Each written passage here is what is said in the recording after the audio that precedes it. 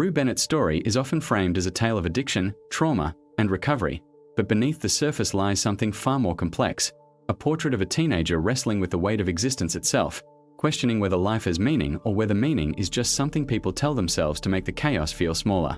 To understand Rue, you have to understand how her mind works when she's alone with her thoughts, stripped of the noise of school, friends, and the drugs she uses to mute the edges of her reality. Her existentialism isn't just an aesthetic of darkness or a teenage phase of rebellion. It is a reflection of her internal war between wanting to feel alive and believing that nothing truly matters. The simplest way to enter Rue's psychology is to see her not as a character trapped by substances, but as a person who constantly asks the questions many people avoid. Why am I here? What am I supposed to do? Does any of this matter? The power of her story is that she asks these questions with an honesty most people are afraid to confront, and the danger of her story is that she often accepts the bleakest answers as truth. Rue's nihilism emerges from a childhood shaped by fear and pain, especially the illness and death of her father, who was the one person that made her feel safe. His loss didn't just break her heart, it broke her idea of the world. When something unimaginably unfair happens to a child, the world can suddenly feel random, unpredictable, and cruel, and Rue internalized that chaos as a kind of cosmic rule. In her mind, life became something that could fall apart at any moment, so why care about anything? Why build anything? Why hope for anything, when everything eventually disappears? This question is the core of her existential crisis, and it's what pushes her toward nihilism, not as a performance but as a survival mechanism. If nothing matters, then pain matters a little less. If life is meaningless, then failure can't hurt her. Nihilism becomes the armor she wears to protect herself from the possibility of disappointment. But while Rue insists that nothing matters, her actions often betray another truth. She wants things to matter. She wants to feel connection, love, safety, and peace, even while she tells herself that such things are illusions. This contradiction is where her story becomes deeply human. Rue is not a pure nihilist. She is someone who believes in nothing and desperately wishes she could believe in something, someone who pushes people away but aches for closeness, someone who says she doesn't care about living but still dreams of a future she doesn't think she deserves. This constant tension between hope and despair creates the emotional gravity that defines her character. Her drug use, which is often misunderstood as simple addiction, actually acts as a form of escape from the unbearable weight of her consciousness. The drugs quiet the questions. They dull the existential dread. They make her feel like she can breathe again. And for someone who carries a storm inside her, silence can feel like salvation. But this escape comes with consequences. The more she uses, the more disconnected she becomes from herself, which only deepens the emptiness she's trying to escape. In this way, Rue becomes trapped in a loop where her nihilism fuels her addiction and her addiction reinforces her nihilism.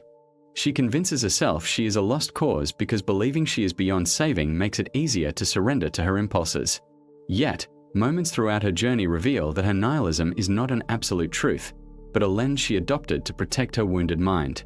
Every time she lets her guard down, even briefly, she shows that she cares more than she claims. When she comforts people she loves, when she collapses from guilt, when she admits she hates who she becomes on drugs, she exposes the cracks in her nihilistic armor.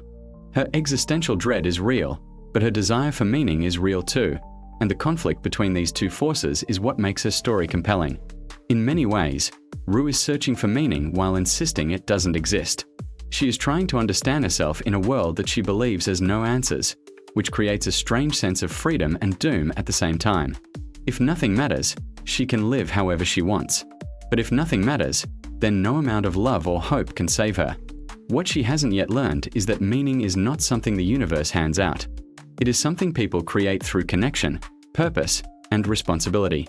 Her struggle is not that she sees the truth of the world while everyone else is blind, but that she believes the absence of inherent meaning is an excuse to stop looking for her own.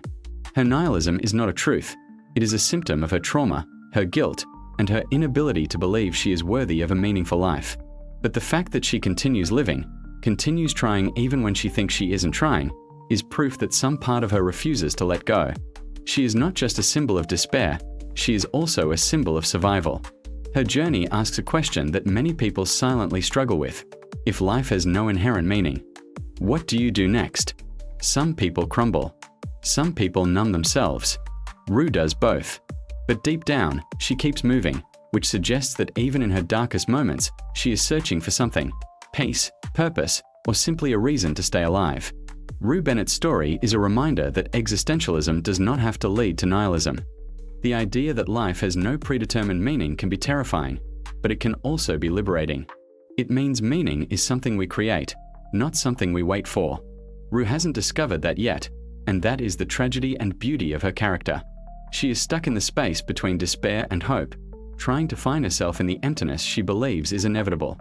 Whether her nihilism is a symptom or a truth depends on how her story ends. If she continues to see life as meaningless, then her despair becomes her reality. But if she learns that meaning comes from the connection she avoids, the love she doubts, and the future she fears, then her nihilism becomes only a chapter in her growth. For now, Rue stands at the edge of these possibilities, fragile but still fighting, broken but still breathing, lost but still searching for something she cannot name. And in that search, she reflects the quiet battle inside millions of people who feel the same way but don't have the words for it. Rue Bennett is not just a character fighting addiction, she is a soul fighting the emptiness of existence, trying to answer the oldest question of all: does anything matter? And if it doesn't, can we still choose to matter anyway?